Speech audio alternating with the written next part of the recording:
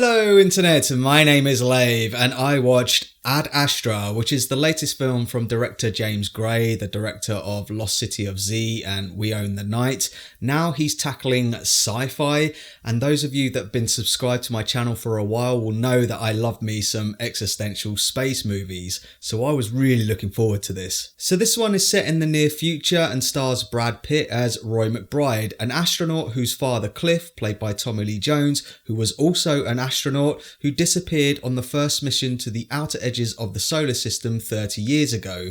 But when a strange surge of power emanates from Neptune threatening all life, Roy must embark on a mission through our stellar neighbourhood to uncover the truth about his father and save all of mankind. So I've said this before in another review and I can't remember which one it was, so I'm just going to say it again, where I refer to Danny Boyle talking about making his space epic film Sunshine, and he said in that you can't help but feel the fingerprints of all of the other films that have come before it, and indeed this film does evoke imagery of Stanley Kubrick's 2001 A Space Odyssey, and I've seen other critics comparing this to his other epic Apocalypse Now. I can totally see that. I would also agree that this film owes a lot to more recent films like Gravity, The Martian and Interstellar, with a similar sense of scale and sublime, awe-inspiring imagery in its standout set pieces, with some cool ideas of its own like the moon buggy chase sequence teased in the trailers, which is exquisitely realised and executed. But a lot of the time throughout this film I did find myself sitting back saying to myself,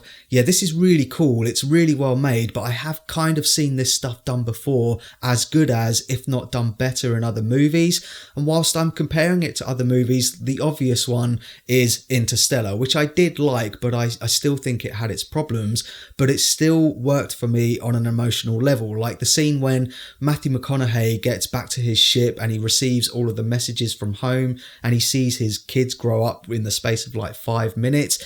That scene like broke me. I thought it was really well acted. And there's a very similar scene that happens in this when Roy has to get to Mars and send a message which he hopes is going to reach his dad. And the whole time I was sitting there thinking, yeah, this is quite a good, well-acted, emotional scene, but Matthew McConaughey and Interstellar did it better. But surprisingly, the film I was thinking of the most whilst watching this was Blade Runner 2049.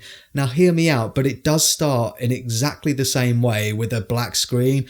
All good movies start with a black screen, and you get some red text come up which it sets the scene. It tells us it's the near future and it's a time of hope and conflict.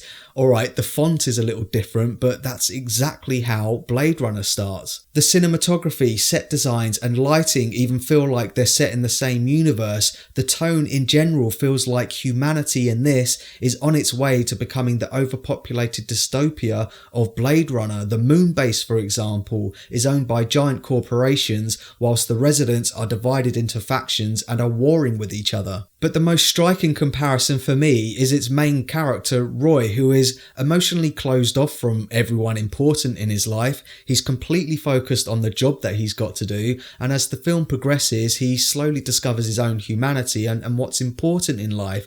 I mean, he even has regular psych evaluations, which might as well be the baseline test from Blade Runner.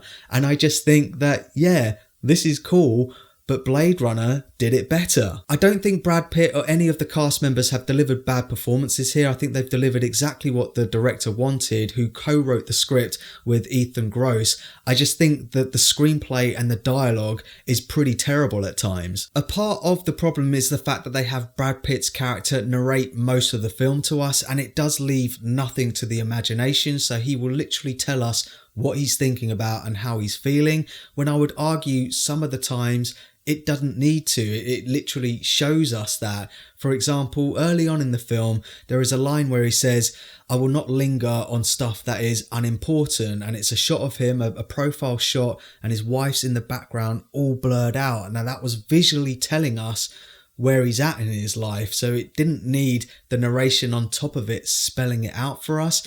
But the problem is that it happens in stuff which isn't narrated as well. Like, for example, when Brad Pitt's character is getting his mission, his superiors sit him down and they're like, hey man, like your record is exemplary. You're such a great guy. Your heartbeat never gets above 80 beats per minute. Man, you're just amazing. And he's like literally sitting there going, yeah, I am pretty amazing. I do have some daddy issues, but he's dead, so don't worry about it. Your dad might be alive though. He's not dead? Having said all of that though, this does feel like a believable world, or rather worlds that they've built. The rockets and the technology that they use are all tangible and feel like our technology just a few years down the line. And they've obviously put a lot of thought into the other details, like the economics and the politics of that time, like the fact that he has to get a commercial flight initially to get to the moon. That was a lovely little touch.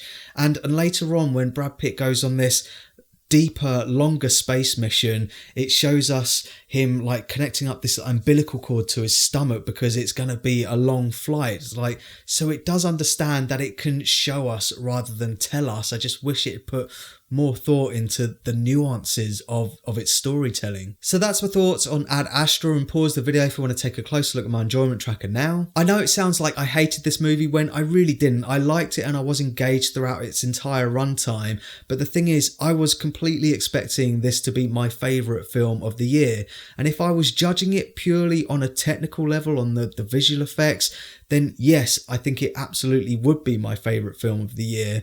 But in terms of the dialogue and the screenplay, I just wish it made me work a bit harder to figure out its deeper meaning instead of literally spelling it out for us. But let me know what your thoughts are. I'm really intrigued to know, how does it compare to other films like this, like Interstellar and Sunshine and all of that stuff? Let me know down in the comments. And as always, thanks very much for checking out this video. I really do appreciate it. If you can, give it a like, and don't forget to share the Lave. There I was thinking, how many of you actually do share the Lave?